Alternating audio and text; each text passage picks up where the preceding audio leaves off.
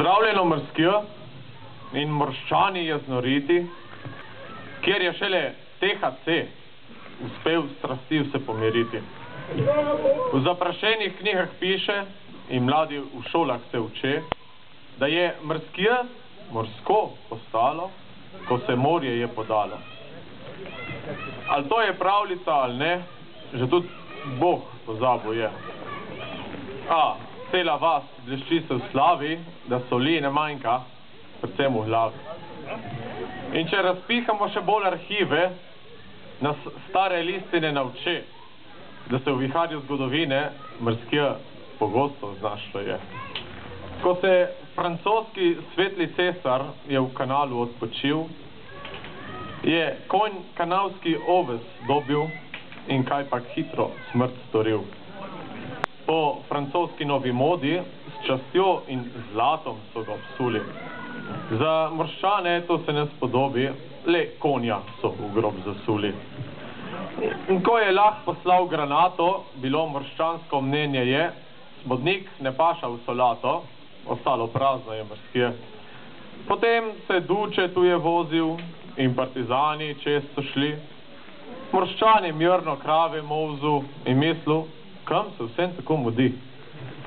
Od bitk vseh silovitih, ki tot okoli so se šle, pa ravno lani tega časa najhujše žrtve so bile. Težki boji v Fatani so imeli strašno ceno. Še danes reke med morščani vino spito napolnilo bi jezero.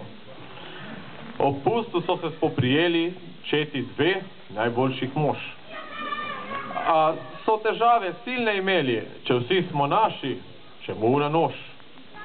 In ker je trave nekaj ostalo, so si zmotali špinel, svetje strave je pognalo in končan je bil duel. Pa vendarle je smrt kosila, v snopih kot na sodni dan. Fantje so rabili jedila in v hipu hlev je razdejan. Prvi borec proti prascem je Mrskjega najsvetlejši sin. Kot se neurniko po vodni vlije, tak Zdravko loti se kolin. A precenil je sovraga in polnil vamp preveč hiteč. Na zadnje srce mu omaga, ker je jedec pregoreč. Družno fantje so sklenili, da Zdravko je, nič manj, heroj.